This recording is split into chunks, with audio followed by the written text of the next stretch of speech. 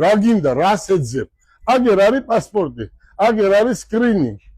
ეგერ მოყვება წიგნი, ინვოისი, ყველაფერი აქვს მანქანას, მაგრამ ეს რომ მე გელა ბარკალაიას არ შემიყვანა, ამიტომ მიიღეს დუბაიდან ეს პასპორტი და ვამბობ, რომ ბიზნეს ასოციაციის ხელმძღვანელმა ვებხვაძემ სახელი არ მახსოვს, ჩემს იურისტებთან ერთად ჩვენ ყველაფერი გვითხრა, ვინ როდის სად დაალაგა ეგი და ეს იქნება ხვალზე ყველაფერი ნათქვამი. მე იმ ადამიანებს მინდა უთხრა, რომელმაც გუშინ მთელი დღის განმავლობაში ჩემი სურათები გამოფინეს, თითქოს ჩემს არის სასარგებლოდ გაკეთდა.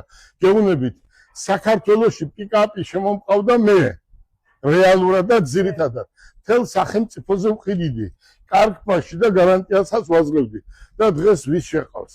ვინც ყიდის დაუშვათ, ცენტრი ვარო რო იძახის, არასდროს ავტომობილი არ აყავს და თუ ყავს ძალიან ძვირად. რა არის გამოსავალი? გამოსავალია ის, რომ მინდა პრემიერს ვთხოვო, რომ თუ თქვენ ამბობთ, რომ 6 წლის ქვევით მანქანა არ შემოვიყვანოთ, მაშინ დუბაიმ რა დააშავა. დუბაის ხალხი ინვესტიციას დევს მილიარდობით საქართველოში. მე გამოფენებზე სიტყვით გამოვდივარ და ჩემს ქვეყანას ვადიდებ, ხო? ამ დროს მე რა უთხრა ამ ხალხს, მე პიკაპი ვერ შემყავს და მანქანები ვერ შემყავს საქართველოში გასაყიდად, ხო? და უყურე, ფასი გაიზარდა საქართველოში ძალიან ავტომობილების.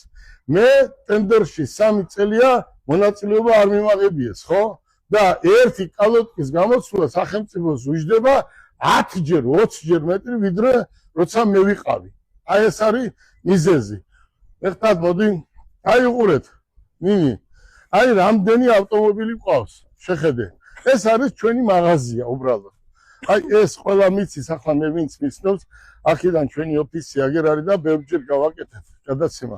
აი ეს ავტომობილები, რომ ეს საქართველოში შემოყვანია, ერთ დღეში გაიყიდება, რატომ ევრო 4-ია, მეტი არ გამოდის. საბუთები ყველაფერია, გამონაბოლქვი არა აქვს. და თუ აქვს გამონაბოლქვი, არის დიაგნოსტიკის ცენტრი საქართველოში და ერთ წუთში მოგცემენ, რომ გამონაბოლქვი არა აქვს და რატო არ მიფორმება. რატომ დგას უკვე 50 ავტომობილი გაჩერებული, რომელმაც 5-6 წლით ის მილიონით გვაზარალა.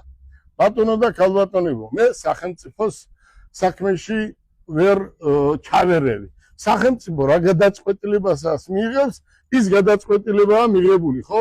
მიიღო ღარიბაშვილმა და დაუღუპა ჩვენ, ხო? მიიღო 3 კომპანიის სასარგებლოდ. ის 3 კომპანია დღეს საქართველოში რაც არის, დაღარჩენი ყველა თითქმის გააჩერეს.